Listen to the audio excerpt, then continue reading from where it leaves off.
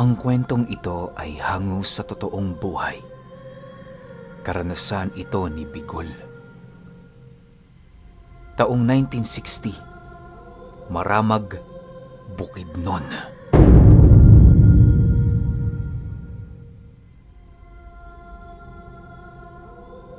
Itong mga panahong ito, nakatira sa liblib na lugar ng malamag ang pamilya ni Bigol.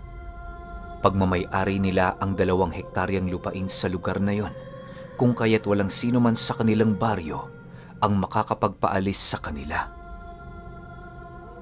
Bagaman hindi karangyaan ng pamilya nila Bigol, hindi nila maipagtatangging isa sila sa mga kilalang pamilya sa kanilang lugar.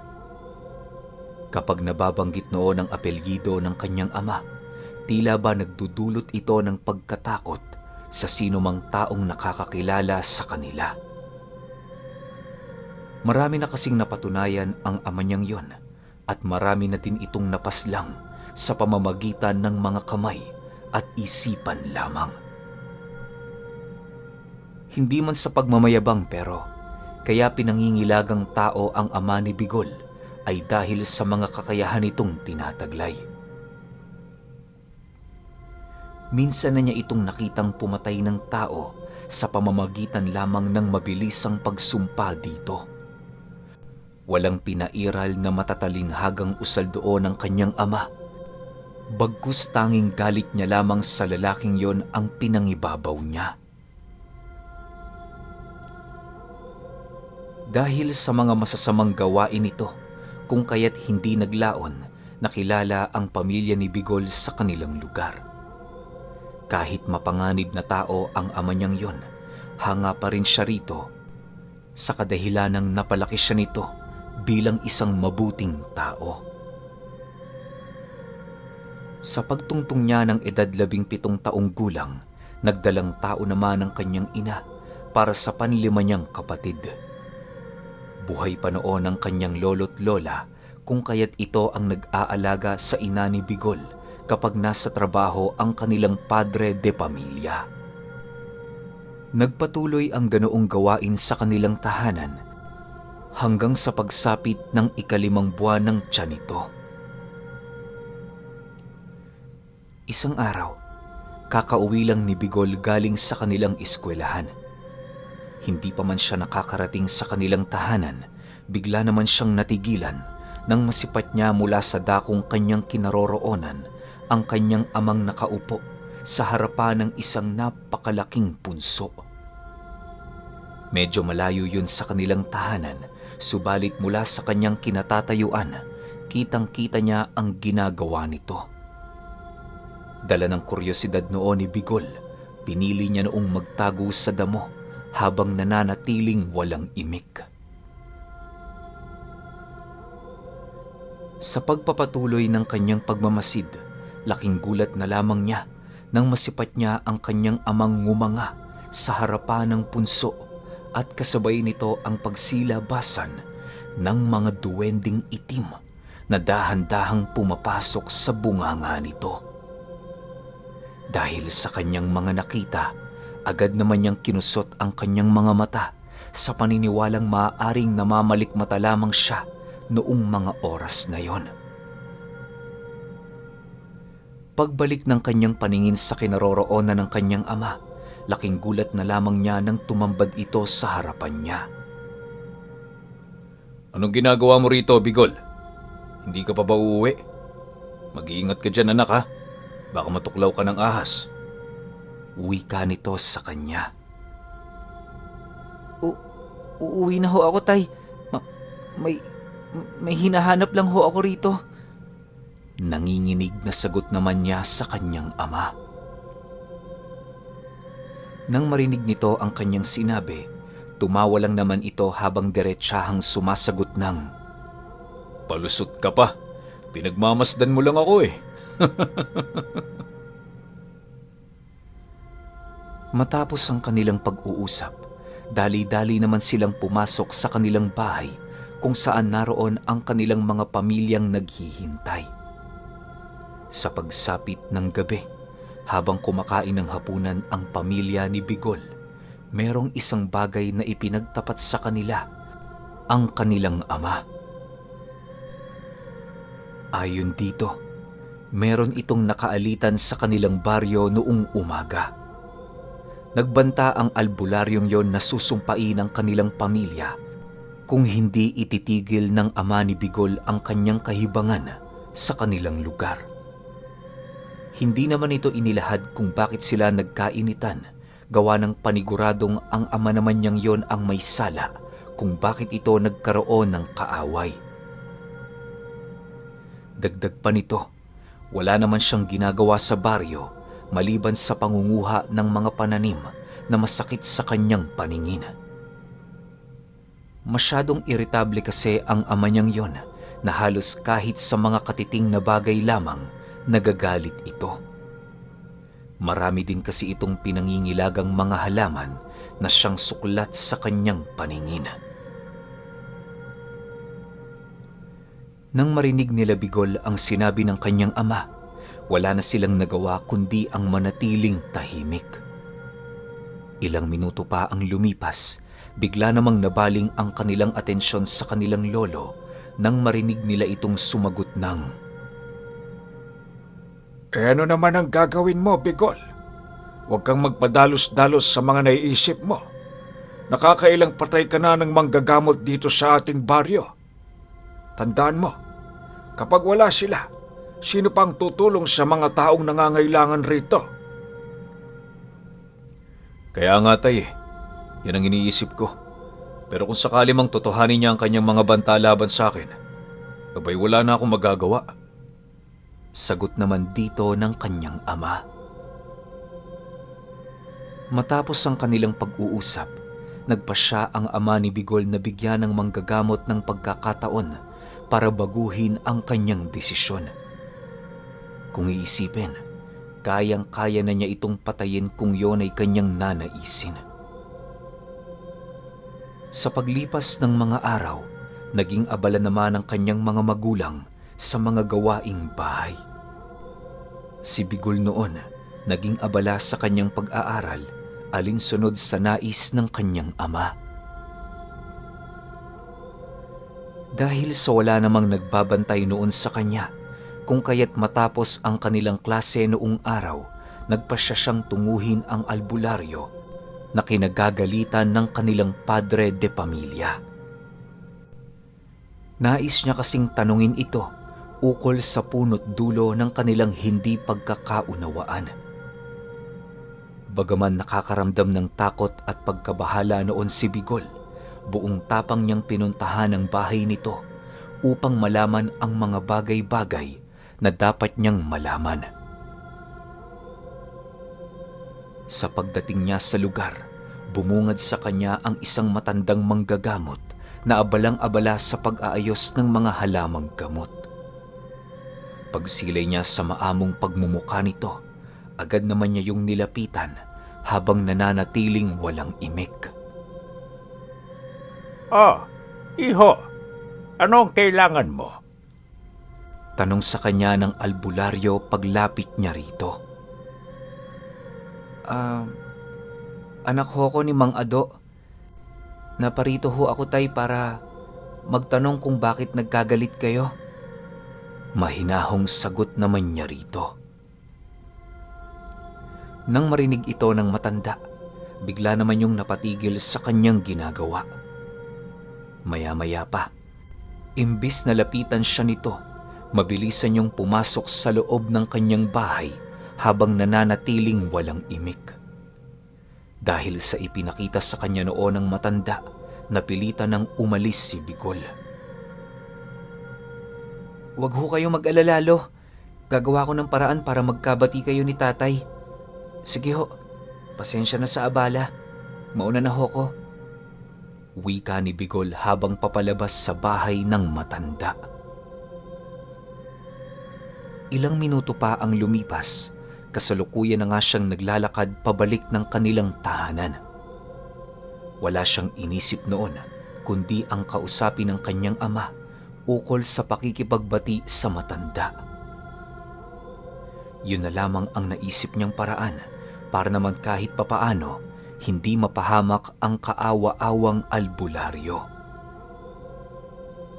Sa pagdating niya sa kanilang lugar, nadatnan niya ang kanyang amang nakikipaglaro sa iilan sa kanyang mga kapatid. Nang masipat siya nito, agad naman siya nitong tinawag habang nagwiwika ng, Anak, kumusta ang araw mo? "Ayos naman ho, tay. Masaya ho sa eskwelahan." Sagot naman dito ni Bigol. Nang akmang sasagot na noon ang kanyang ama, bigla namang nabaling ang atensyon nito nang makasilay ito ng 3 tao na pumasok sa loob ng kanilang bahay. Pagtitig ni Bigol sa mga panauhing yon, agad naman siyang nakaramdam ng kilabot sa kanyang buong katawan na para bang merong daladalang panganib ang mga taong kanyang nasilayan. Ilang ulit na din itong tinanong ng kanyang ama kung ano ang pakay ng mga ito. Subalit, nananatili yung walang imik habang patuloy na naglalakad papalapit sa kanilang kinaroroonan.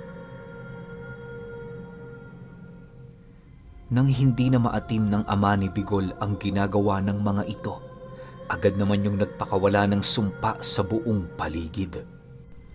Habang nagbibigkas ito ng mga kapangi-pangilabot na bagay, panay naman ang ginagawa nitong pagturo sa 3 panauhin na nasa kanyang harapan. Ilang minuto pa ang lumipas, bigla namang ibinuka ng kanyang ama ang bunganga nito at kasabay nito ang pagsuka nito ng mga likido na merong halong mga bato at lupa. Dahil sa ginawa ng kanyang ama, bigla namang tumawa ang 3 panauhin na parabang isang katawa-tawang bagay ang ginawa ng ama ni Bigol. Nakalimutan mo na ba, Ado? Walang kakayahan ng mga alaga mong duwende sa katulad namin. Patuloy mo na lang bang sasandigan ang kanilang mga kakayahan sa pagsumpa ng mga nilalang? Lumang tugtugin na yan, Ado. Inaasahan naming iba naman ang ipapamalas mo sa aming pagbisita dito sa lupain mo.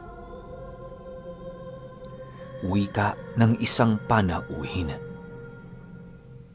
Nang marinig ito ng kanyang ama, bigla naman yung naglakad papalapit sa mga ito habang nananatiling walang imik.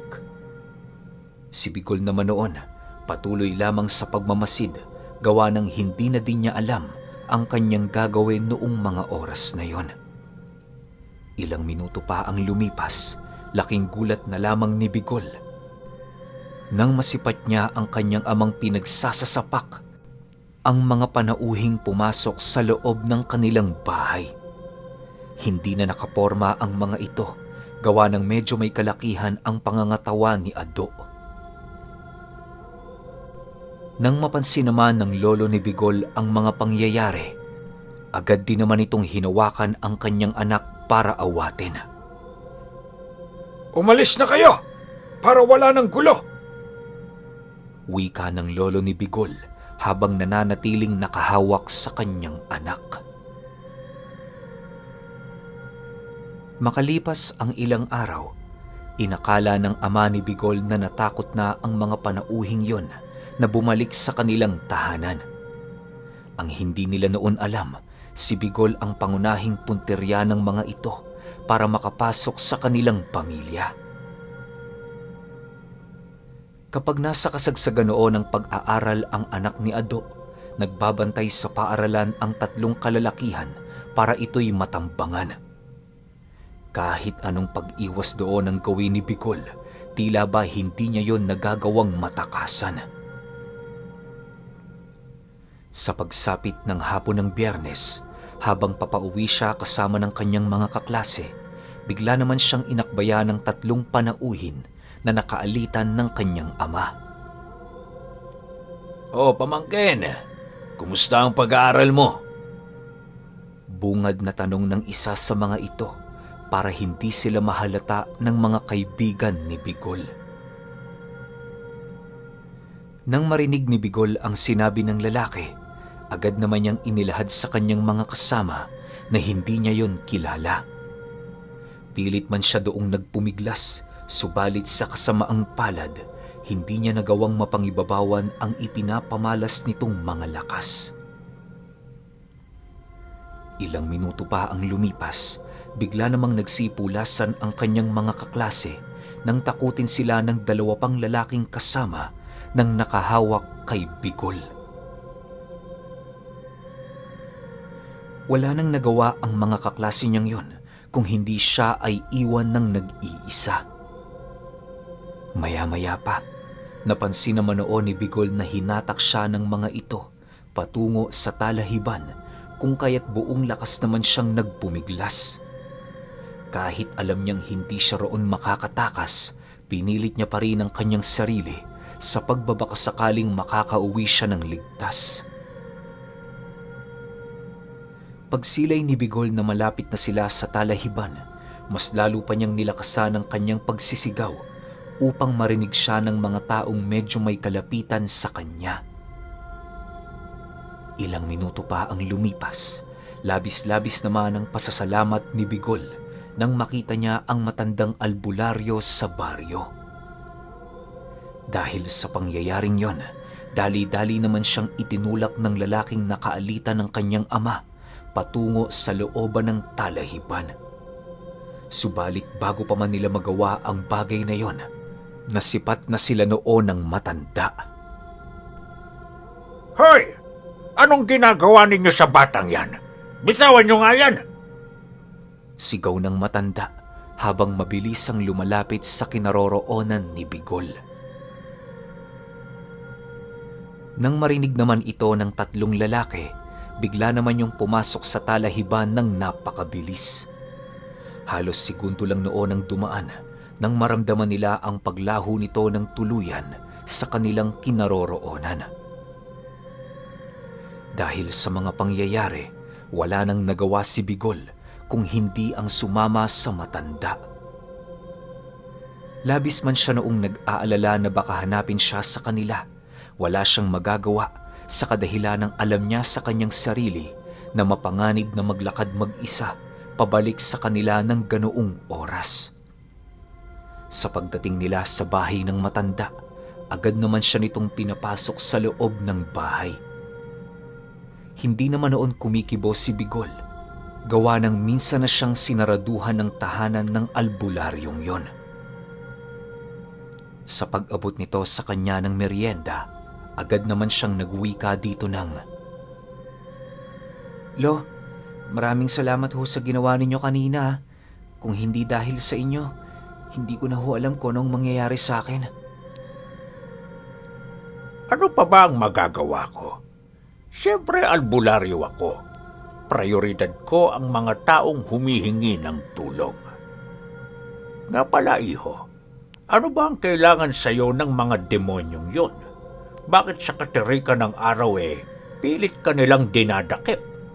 Hindi ba nila kilala kung sino ang iyong ama? Sagot naman sa kanya ng albularyo. Nang marinig ito ni Bigol, umiling lang naman ito sa kadahilan ng wala din siyang kaide-ideya kung bakit siya pilit isinasama ng mga lalaking yon. Matapos namang marinig ng matanda ang kanyang naging sagot, doon na ito nag-umpisang magkwento ukol sa mga panauhing nagtatangkang dumukot sa kanya. Ayon sa matanda, na kung hindi siya nagkakamali, mga nilalang na kung tawagin ay bigwil ang pilit dumadakip sa kanya. Isa itong uri ng mga aswang na namumuhay kadikit ng mga elemento sa kagubatan. Kagaya ng mga ordinaryong aswang, mga bata din ang kinakain ng mga ito, subalit hindi yun kumakain ng mga nasa edad na ni Bigol. Maaaring may ibang pakay ang mga nilalang na yun sa kanya kung bakit pinipilit siya nitong dukutin. Dagdag pa ng matanda, nasisiguro niyang naghahangad din ng paghihigante ang mga nilalang na yon sa kanyang ama na maaaring ipinadaan lamang sa pamamagitan niya. Kakaiba talaga ang ama mong yan, iho. Kahit ako sa tanda kong ito, hindi ko pa rin maiwasang kabahan kapag siya na ang kausap ko. Sa totoo lang, hindi naman ako nag-umpisa ng aming gulo. Alam kong suklat para sa kanya ang mga halamang nakita niya noon sa baryo, kaya na may kinuha ko ito para itago. Ngunit iba ang pag-iisip ng ama mo. Akala niya gumagawa ko ng paraan para talunin siya. Hindi naman ako nakikipagkompetensya sa kanya. Sa akin lang, mapanatili ang kapayapaan sa lugar na ito. Wika ng albularyo. Dagdag pa nito na labis na lamang ang kanyang pasasalamat sa kadahilan ng hindi siya inumpisahan ng ama ni Bigol. Kung nagkataong nagsalita ito ukol sa kanyang pagkasakit o pagkamatay, maaaring hindi na siya aabutan ng 1 taon sa mundong ibabaw. Marami na kasing nasaksihan ng matandang yon sa mga ginawa ng ama ni Bigol, kagaya ng pagpatay sa aswang sa pamamagitan ng pagbitay dito gamit ang mismong buntot ng nilalang. Nabalitaan na din niya yung nakipagtagisan sa mga sirena gamit-gamit lamang ang mga buhay na sumpa. Marami pang kamanghamanghang bagay ang ginagawa noon ng ama ni Bigol na halos nalimot na ng matandang yon dahil sa pagtagal ng panahon. Sa pagpapatuloy ng kanilang pag-uusap, hindi na nila noon napansin ang kalaliman ng gabi. Ilang oras pa ang lumipas, nakarinig naman sila ng mga pagbabato sa bubong ng bahay ng albularyo na siya namang dali-dali nilang tiningnan sa labas. Pagsilay nila sa bakuran, bumungad sa kanila ang 3 lalaking nananatiling nakatayo sa harapan ng bahay. Dahil sa pangyayaring yon, sinabihan siya ng matanda na kahit anong mangyari huwag siyang lalabas ng tahanan nito. Matapos nitong makapagbigay ng abiso sa kanya, agad naman itong kinuha ang iilan sa kanyang mga gamit at walang pagdadalawang isip na kinaharap ang mga nilalang na yon. Ang ginawa naman noon ni Bigol na natiling nagmamasid sa siwang ng dingding habang nananalangin para sa kaligtasan ng matanda. Sa paglabas ng bahay ng albularyo, agad naman itong nilapitan ng 3 lalaki. Habang naglalakad ang mga ito, kitang-kita ni Bigol ang pagliliwanag ng mga mata ng nilalang na yon sa kabila ng kadiliman sa buong paligid. Anong kailangan ninyo? Wala ritong batang hinahanap ninyo. Umalis na kayo! Sigaw ng albularyo. Nang marinig ito ng 3, bigla naman yung umangil at kasabay nito ang dahan-dahang pagpapalit ng anyo. Habang pinagmamasdan yon ni Bigol, hindi naman niya mapigilan ang kanyang sarili na manghina dahil sa takot na kanyang nadarama. Animoy kahit nasa loob siya ng bahay ng matanda, hindi niya pa rin maiwasang mabahala sa kadahilanang magagawa siyang pasukin doon ng mga nilalang. Ilang minuto pa ang lumipas, laking gulat na lamang niya nang tumambad sa harapan ng albularyo ang 3 nagsisilakihang pusa na halos kasing laki na ng matandang kalabaw. Nanlilisik ang mga mata nito at patuloy itong naglalaway na parabang labis ang kanilang pagkatakam sa karne ni Bigol. Kahit gano'n na ang nasa harapan ng albularyo, ni katiting na takot dito ay wala yung naramdaman. Nang akmang susunggab na ang mga ito, bigla naman yung natigilan nang mapansin ng isang pusa ang kanyang kasama na pilit itinatarak sa dibdib nito ang nadaanan nitong isang piraso ng kawayan. Bago pa man makalapit ang nilalang na yon sa kanyang kasama, laking gulat na lamang nito nang tumagos ang kawayang yon sa dibdib ng nilalang. Dahil sa pangyayaring yon, bigla naman yung humandusay sa lupa habang patuloy na nangingisay. Sa pagkamatay ng isa nilang kasama, agad naman itong ibinaling ang kanilang galit sa albularyo. Subalit maging ang albularyo noon, naging palaisipan kung bakit ginawa yun ng nilalang. Maya-maya pa, bigla namang lumitaw ang ama ni Bigol sa likurang bahagi ng mga aswang at kasabay nito ang pagwika nito ng, Ako ang may gawa niyan. Huwag ninyong isisi sa mga taong wala namang kasalanan. Akala ko ba hindi kayo tinatabla ng aking sumpa? Bakit ngayon? Parang iba na ata. Nang marinig ito ng dalawang nagsisilakihang pusa, agad naman itong humarap sa kanya at mabilisang sumunggab. Subalit bago pa man ito makalapit sa ama ni Bigol, bigla na lamang naagnas ang buong katawan ng mga ito na siyang naging sanhi para bumagsak sila sa lupa nang nangingisay. Pinilit pang lumayo noon ng nilalang, subalit hindi naglaon, tuluyan ang naagnas ang kanilang mga laman.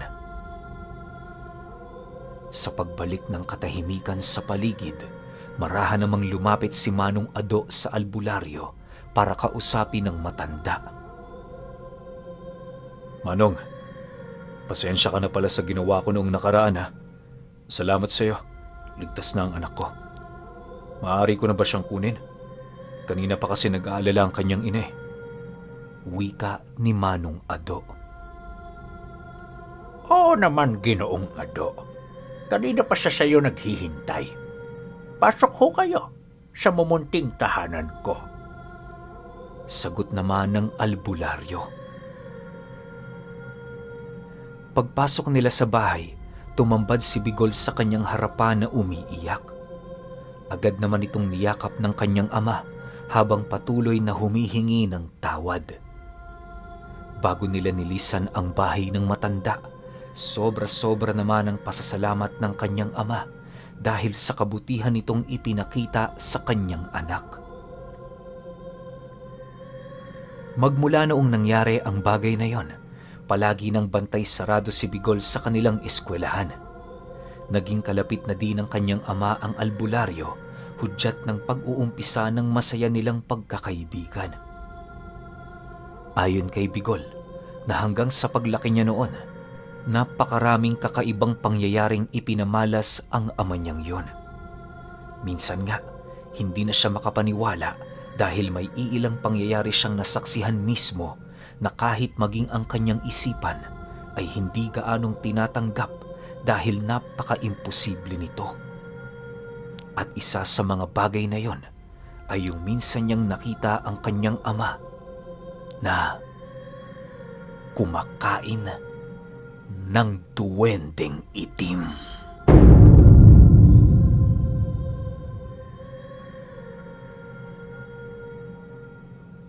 Okay, opinion ko sa kwento. Grabe yung nabanggit na lahi ng aswang. First time ko lang marinig yun. Tapos nakikisalamuha raw sila sa mga elemento ng gubat. Ano pangalan nun? Bigwil? Dapat yun sana yung gagawin kong title eh. Kaso baka pare-parehas tayong walang alam. So first time ko siyang narinig. Baka naman meron nakakaalam dyan na kung anong klase itong aswang na to. Kasi ako talaga ngayon ko lang narinig to. Ang masasabi ko lang sa kwento, napakaganda ng ending. Kasi yung inaasahan ko maglalaban yung dalawang panig, hindi nangyari kasi 'di ba naging kaibigan din ni Bigol yung matanda. So parang masakit para sa kanya kapag may nangyari dun sa matanda or sa tatay niya. Pero ang ganda, happy ending kasi walang nangyaring madugong bakbakan sa pagitan ng dalawa. Tapos naging magkaibigan pa sila. Kaya ang ganda. Pero kayo, kung may opinion kayo sa kwentong ito, i-comment nyo lang sa baba. Yun lang. Hanggang sa susunod na kwento. Salamat.